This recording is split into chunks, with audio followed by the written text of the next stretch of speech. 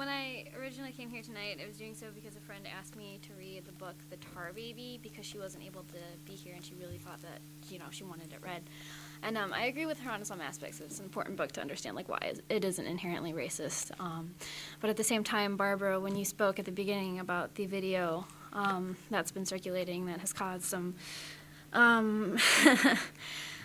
arguments, to be polite, in the Middle East and about Muslim America today, I think it's more important and more relevant right now to read an expert of the Quran, which, as you probably all know, is the Muslim holy book. And this topic is really important to me, especially because I myself am Muslim. I was born Muslim, I was raised Muslim, and that's how I still identify myself today. So a little bit of background on this book. Thankfully, I've been taking lessons on it since, I was really young, so I'm okay with not having really prepared anything.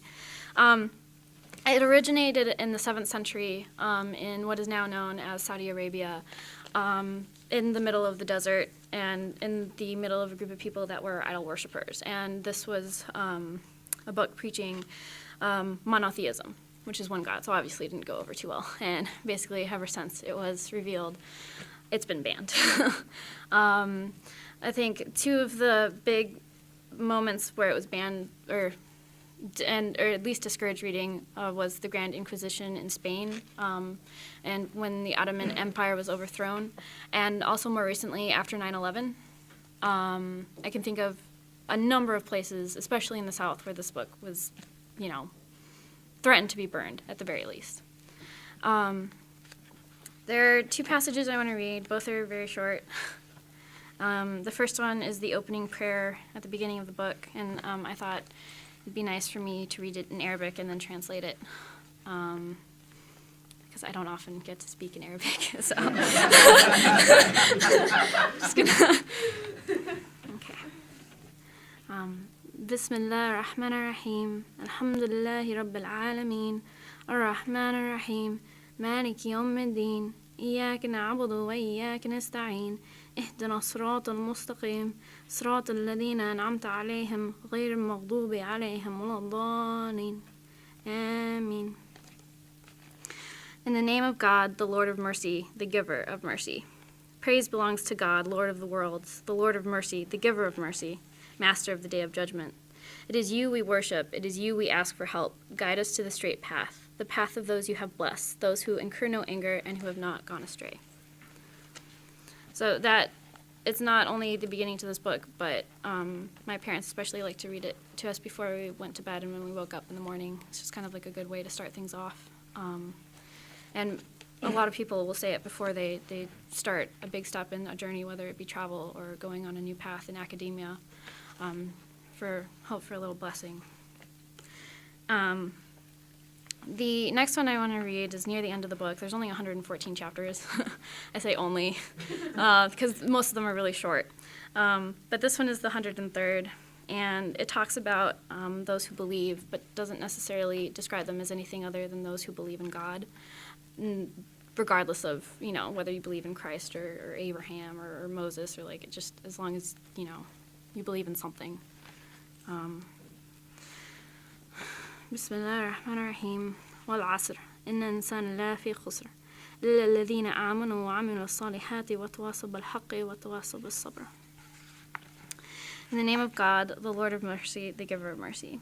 By the fading day, man is deep in loss, except for those who believe, do good deeds, urge one another to the truth, and urge one another to steadfastness. So that is important because I think we lose sight that we are all people. And regardless of what I believe or what, Justin believes or what Vince believes, we're all people and we're all supposed to be good to one another because we're basically all we have. So that's it.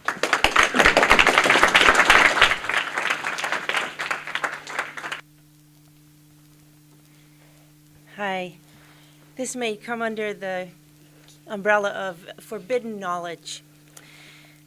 I'd like to read about a woman's book of choices, abortion, menstrual extraction, and RU 486, published in 1992 by 4 Walls and 8 Windows, by Rebecca Chalker dear friend of mine, and by Carol Downer, with a foreword by Barbara Ehrenreich. So Becky tells me that Barnes & Noble refused to carry this book. She could only guess because at the time the president of the organization was Catholic. But interestingly, today when I looked for it on Amazon, there were 4 copies ranging in the prohibitive price range between $300 per book up to $1,500 per book. But when I looked at the books under Becky's name by this author, there was a second listing with the usual 35 listings for a penny each. Why are there 2 listings with the main one, the easily findable one, with prohibitive prices? In any case, I'll read a bit about it and then why it was a hot potato. Authors Chalker, The Complete Cervical Cap Guide, and Downer, charged in 1972 for practicing medicine without a license after applying a yogurt antidote to a yeast infection, may have written the ultimate guerrilla guide to reproductive choices. In an era when women's access to health care is determined increasingly and arbitrarily by age, race, health insurance, socioeconomic status, and geography, as of 1990, 82% of the countries in the U.S. did not have an abortion provider. This book helps to even the odds. It tells you how to find and evaluate an abortion clinic, where to go for low or no-cost interest loans to finance an abortion, and what a woman's options for ending a pregnancy were before 1973.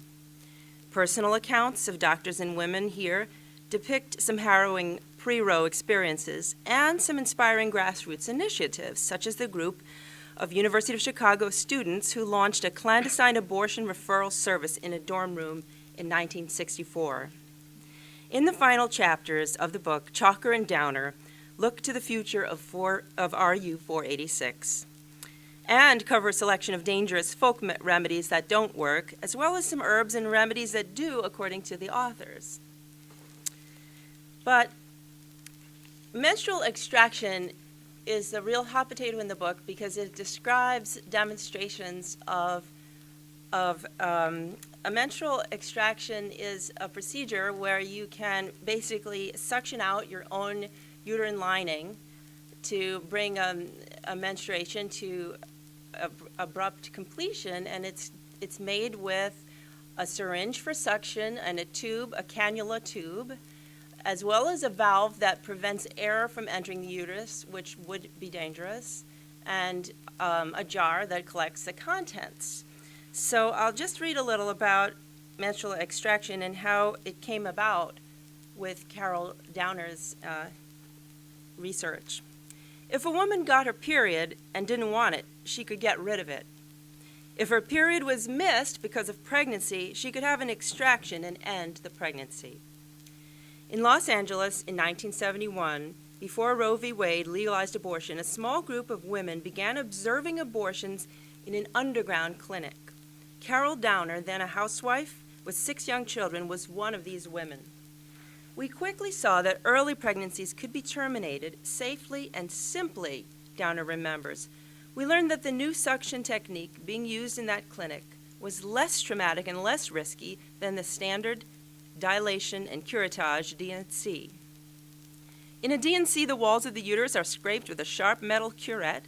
In suction, a cannula, a flexible plastic straw-like tube, is inserted into the uterus through the cervical canal, and a handheld syringe with a needle removed is pumped. The uterine contents are suctioned through the cannula into the syringe. At about the same time, Downer went to the clinic with a young woman who was going to have an IUD inserted. Downer was permitted to watch. I was just bowled over by how accessible the cervix, the entrance to the uterus, really is. Downer says, suddenly what she had observed in the clinic gelled. I realized that if we just had some essential information about our bodies, we wouldn't have to put up with back alley abortionists anymore. The next time Downer went to the clinic, she appropriated a plastic speculum, a cannula, and large syringe and took them to her consciousness-raising group. That night, the group discussed abortion laws, the lack of availability of abortion, and marveled at the new equipment. Then, not knowing how anyone would respond, Downer volunteered to demonstrate how to use the speculum. When people saw my cervix, they instantly understood the potential of the new abortion technology. She then went on a road trip by bus, by Greyhound, demonstrating menstrual extractions all over the country. And a lot of women would practice on each other, extracting their periods so that they would be skilled in this procedure. Thank you.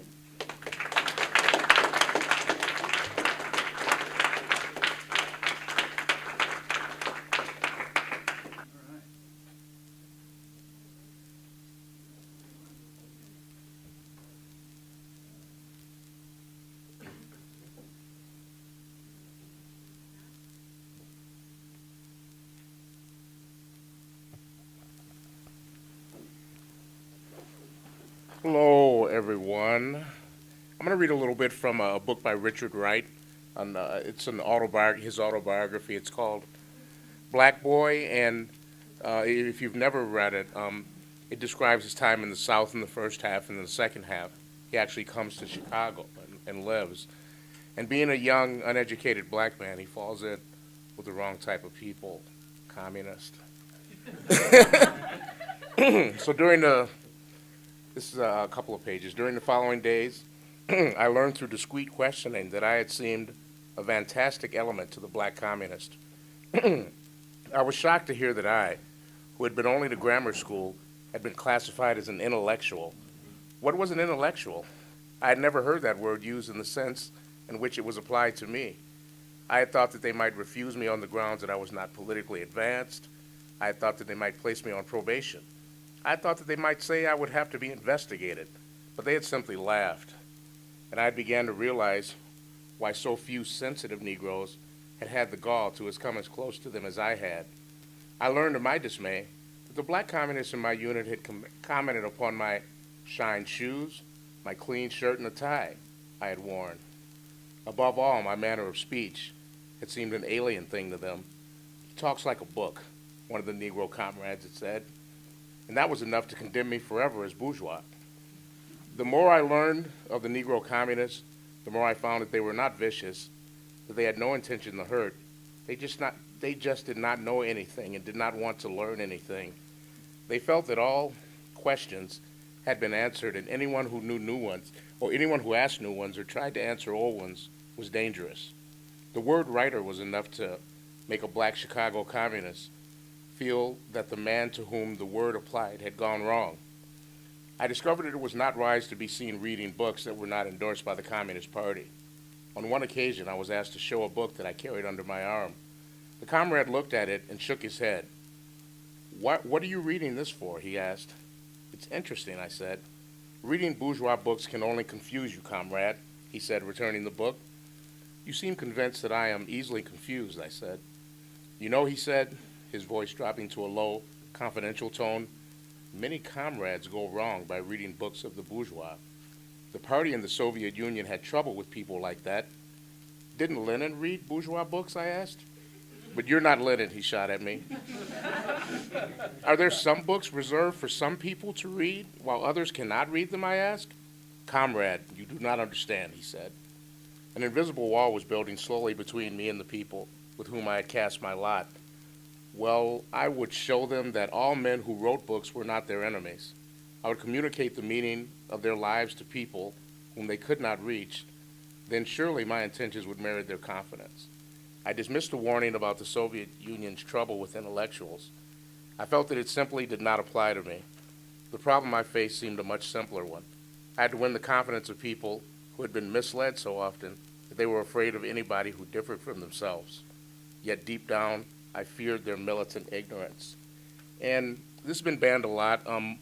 Most recently, I found in the Howell, Michigan public schools, it's often used in English courses. And it's a great read if you ever get a chance. Thanks. Thank you.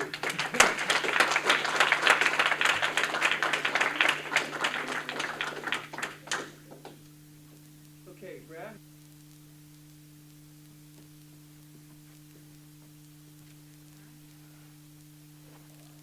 I'm going to be reading from 1984, which has been banned numerous times, but the one that I can think of off the top of my head, I'm pretty sure was the USSR. I'm reading from the beginning, basically, right when they start describing, like, the architecture, which plays a fairly big role in introducing the story.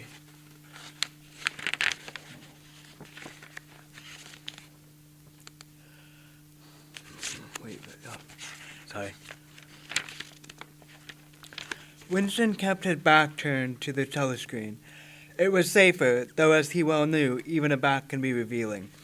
A kilometer away from the Ministry of Truth, his place of work, towered vast and white above the grimy landscape. This, he thought with a sort of vague distaste, this was London, chief city of Airstrip 1, itself the most populous of the provinces of Oceania. He tried to squeeze out some childhood memory that should tell him whether London had always been quite like this. Were there always these vistas of nothing, of rotting 19th century houses, their sides shored up with bulks of timber, their windows patched with cardboard, and their roofs with corrugated iron, their crazy garden walls sagging in all directions, and the bomb sites where the plaster dust swirled in the air, and the willow herbs straggled over the heaps of rubble, and the places where the bombs had cleared a larger path, and there had sprung up sordid colonies of wooden dwellings like chicken houses. But it was no use. He could not remember. Nothing remained of his childhood except a series of bright-lit tableaux occurring against no background and mostly unintelligible. The Ministry of Truth, Mini-True in Newspeak, was startlingly different from any other object in sight. It was an enormous pyramidal structure of glittering white concrete, soaring up, terrace after terrace, 300 meters into the air. From where Winston stood, it was just possible to read, picked out on its white face in elegant lettering, the three slogans of the party. War is peace, freedom is slavery, ignorance is strength. The Ministry of Truth contained, it was said, 3,000 rooms above ground level, and corresponding ramifications below. Scattering about London, there were just 3 other buildings of similar appearance and size.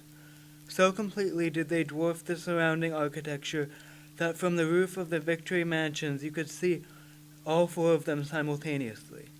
They were the houses of the homes of the 4 ministries between which the entire apparatus of government was divided. The Ministry of Truth, which concerned itself with news, entertainment, education, and the fine arts. The Ministry of Peace, which concerned itself with war. The Ministry of Love, which maintained law and order. And the Ministry of Plenty, which was responsible for economic affairs. Their names, in Newspeak, Mini-True, Mini-Pack, Mini-Love, and Mini-Plenty. The Ministry of Love was the really frightening one. There were no windows in it at all. Winston had never been inside the Ministry of Love, nor within half a kilometer of it. It was a place impossible to enter except on official business, and then only by penetrating through a maze of barbed wire entanglements, steel doors, and hidden machine gun nests. Even the streets leading up to its outer barriers were roamed by gorilla-faced guards in black uniforms, armed with jointed truncheons.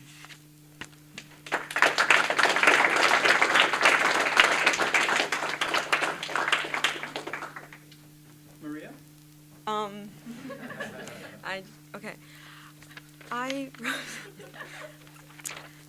I picked The House on Mango Street by Sandra Cisneros. The reason being is that it's actually a banned book in Arizona's Tucson Unified School District. It was banned back in January, and this was, part of a series of attacks on Mexicans in the state, which started like 2010 with Senate Bill 1070. And later on, it was another bill was introduced in the House, 2281, which prohibited schools to have like ethnic studies et al. In the district, and one of which were the Mexican ethnic studies. So it was completely terminated. The superintendent threatened to withhold millions of dollars from the Tucson district if it did not terminate the program at once, so they were banned. The district confiscated the books out of classrooms as classes were still in session and students present. The people who were involved in banning of the books claim that it is something necessary because it includes unfriendly critiques of the U.S. and emphasizes raza studies. Interestingly, though, Shakespeare's The Tempest and The Pedagogy of the Oppressed are also banned because they are part of the curriculum. But people who support the curriculum say that Mexicans should be able to read and discuss works written by authors of their country and study their culture and just simply be able to study and learn about their culture. But in response, activists and authors, one of which is Cisneros, created this caravan called the Libro Traficante, which translates to book trafficker. And what they do is they collect books that people donate and bring them across, the Arizona border.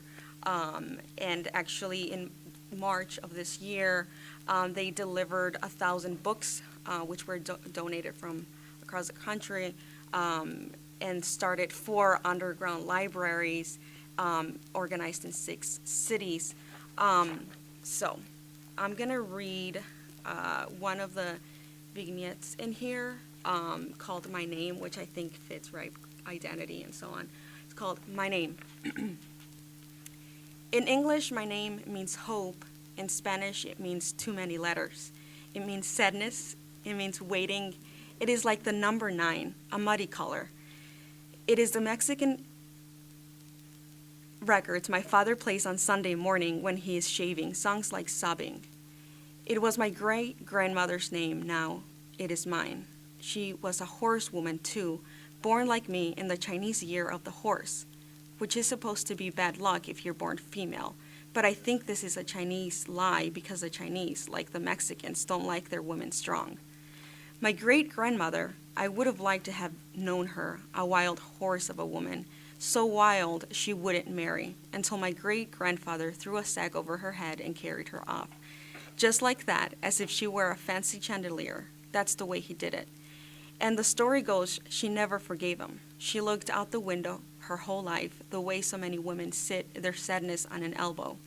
I wonder if she made the best with what she got, or was she sorry because she couldn't be all the things that she wanted to be, Esperanza.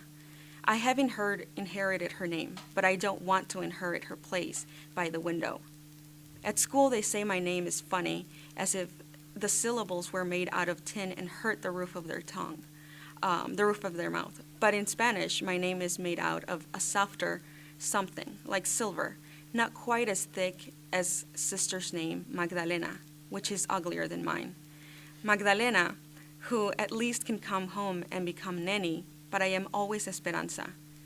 I would like to baptize myself under a new name, a name more like the real me, the one nobody sees. Esperanza es Lisandra, or Maritza, or Zizi, the X. Yes, something with Zizi, the X, will do. So, that's what Vladimir Nabokov is a Russian author, was a Russian author.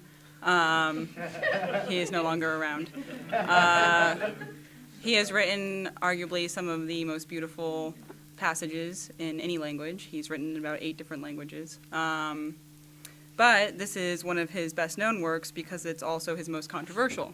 So Lolita has been banned in several dozen countries since its publication in 1955 by an erotic publisher in France because the 10 different publishers that he submitted to in America called it trash, pornography, and one of them said, if I publish this, both you and I will be going to jail. It is the story, for those who don't know what it is, of Humbert Humbert, an almost 40-year-old man who moves to America and starts living in a house of a woman named Mrs. Hayes, who is widowed, and he becomes obsessed with her 12-year-old daughter. After marrying Mrs. Hayes, she dies, and he and Dolores, also known as Lolita, become romantic in a sense. What is often banned about this is surprisingly not the pedophilia, but the fact that they have given he has given Dolores a sexuality. She's 12, she's a sexual creature, and she, in some interpretations, is the one who initiates the romance. So, I'm going to read this passage. I knew I had fallen in love with Lolita forever, but I also knew she would not be forever Lolita. She would be 13 on January 1st. In 2 years or so, she would cease being a nymphette and would turn into a young girl, and then into a college girl, that horror of horrors. The word forever referred only to my own passion, to the eternal Lolita as reflected in my blood, the Lolita whose iliac crests had not yet flared, the Lolita that today I could touch and smell and hear and see, the Lolita of that strident voice and the rich brown hair, of the bangs and the swirls at the side and the curls at the back, and the sticky hot neck, and the vulgar vocabulary, revolting, super, luscious, goon, drip. That Lolita, my Lolita, poor, poor Lolita. So how could I afford not to see her for 2 months of summer insomnias, 2 whole months out of the 2 years of her remaining nymphage? 1 drop of rare honey, however, that Thursday did hold in its acorn cup. Hayes was to drive her to the camp in the early morning. Upon sundry sounds of departure reaching me, I rolled out of bed and leaned out of the window. Under the poplars, the car was already athrob. On the sidewalk, Louise stood shading her eyes with her hand, as if the little traveler were already riding into the low morning sun. The gesture proved to be premature. "Hurry up!" shouted Hayes. My Lolita, who was half in and about to slam the car door, wind down the glass, waved to Louise and the poplars, whom and which she was to never see again, interrupted the motion of fate. She looked up and dashed back into the house, Hayes furiously calling after her. A moment later, I heard my sweetheart running up the stairs. My heart expanded with such force that it almost blotted me out. I hitched up the pants of my pajamas, flung the door open, and simultaneously Lolita arrived in her Sunday frock, stamping, panting, and then she was in my arms, her innocent mouth melting under the ferocious pressure of dark male jaws, my palpitating darling. The next instant I heard her, alive, unraped, clatter downstairs. The motion of fate was resumed. The blonde leg was pulled in, the door was slammed, was re-slammed, and driver Hayes at the violent wheel, rubber red lips writhing in angry, inaudible speech, swung my darling away, while unnoticed by them or Louise, old Miss Opposite, an invalid, feebly but rhythmically waved from her vined veranda.